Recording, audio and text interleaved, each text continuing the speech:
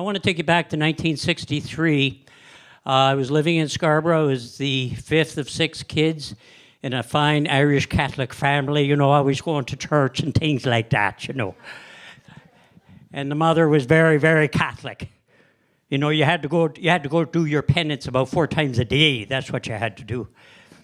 And in 1962, there was a priest who was assigned to our parish from St. Augustine's Seminary. His name was Father Alphonse Robert, and he started his grooming of me at that time and started to get in and get my parents to trust him. So in the summer of 1963, when he approached them and said, "Hey, let's take little Bobby to Montreal. It'll be a great experience for him. And you'll learn, you'll be able to serve Mass for me in the Basilica of Notre Dame." And sure enough, they said, sure, you know, you trusted your priest in 1963, they're next to God. Only we stopped in Cornwall, got a motel room, and he abused me throughout that night. I was terrified, I was paralyzed, and I didn't understand anything that was going on. And the next morning, there's gaps throughout the entire episode that I have no recollection of even today in all of the healing I've done with it. But the next morning, we end up in Montreal. We are at the Basilica of Notre Dame, and that gentleman comes up to me and says, "Do you want me to hear your confession?" And then I served Mass for that man, hating that man, at a side altar of that church. I don't remember the ride home. I remember running up the driveway in Scarborough, Ontario, and saying, "I can't tell anybody. Who's going to believe me over God?" And for 50 years, I kept it a secret. And there are many men like that. That was when I was 11 in 1963. Around 16, I found alcohol. By 22, I was drinking alcoholically, looking for my Tuesday shirt, and I had a handle on it for a while, and I was okay. And then the first marriage ended, and then the second marriage ended, and then the third marriage ended. But it was okay because my life was unmanageable because the wives just didn't do it right, because the bosses just didn't treat me right.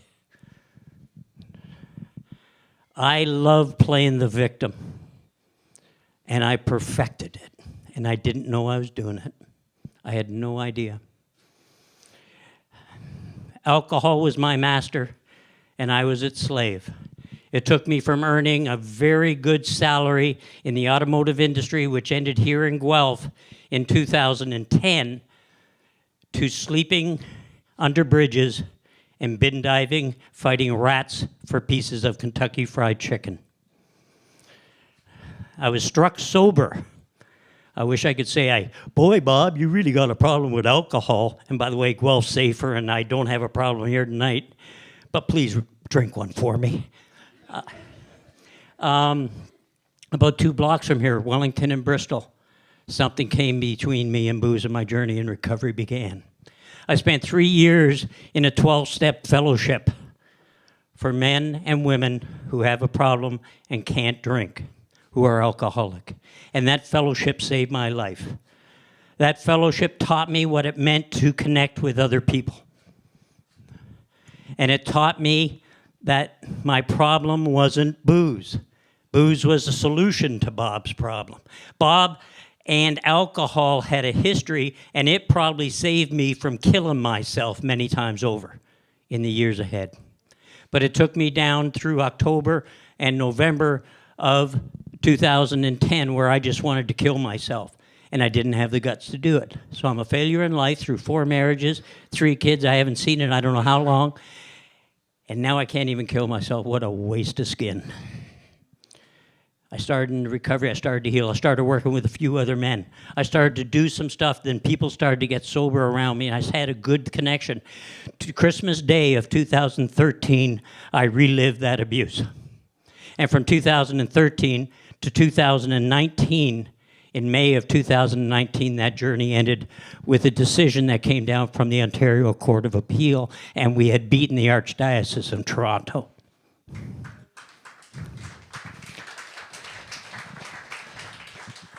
throughout that entire process, there were amazing people in my line of sight. There were amazing counselors. There was amazing friends, family, bunches of alcoholics and addicts. Man, I love these folk. I love them. And they got me through this stuff. They allowed me to be real. Carl Jung speaks about what an alcoholic needs is a vital spiritual experience in order to get sober. And that's not a religious experience. It's not Sunday morning preacher going, praise the Lord, you're going to get sober. That's not what I'm talking about. I'm talking about looking at the world differently and how I interact. I couldn't connect with you. I didn't trust any of you people.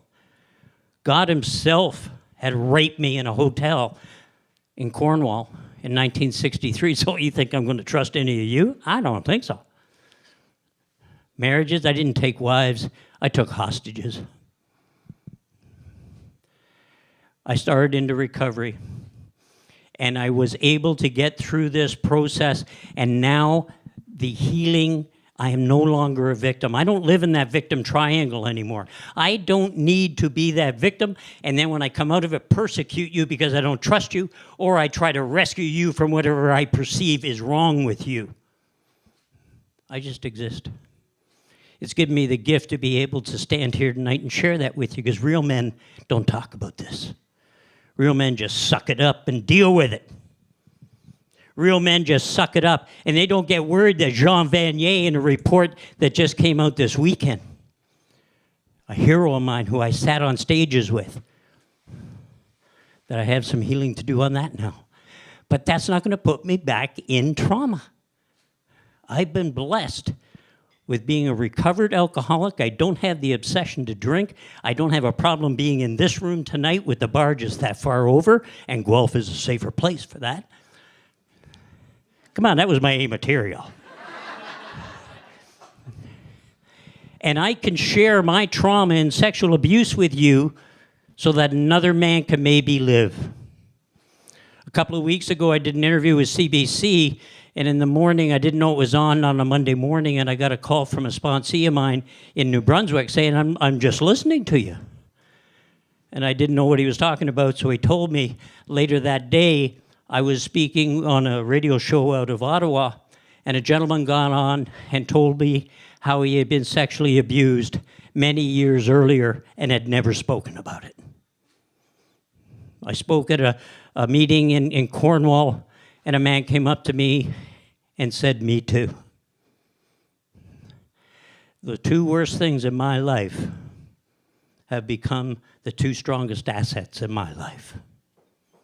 And we've heard that from the other speakers here tonight. That is the only thing that makes this worthwhile. Gives it some sense. Maybe this is the mission I'm supposed to be. My wife and I have now started a charity that we call Recovery Speaking here in Guelph. There's a lot of men and a lot of women who need clinical trauma counseling and can't get it because they don't have the money, and OHIP doesn't cover it.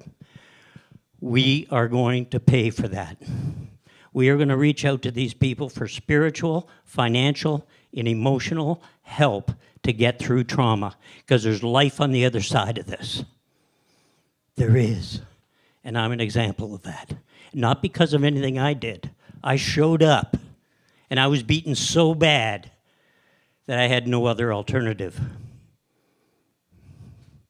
I want to close with one thing that another hero of mine, Mother Teresa, once said. We need to work with other people. We need to connect with other people. But don't worry about the numbers of how many that is. Work with one at a time, and start with the one closest to you. Thank you very much.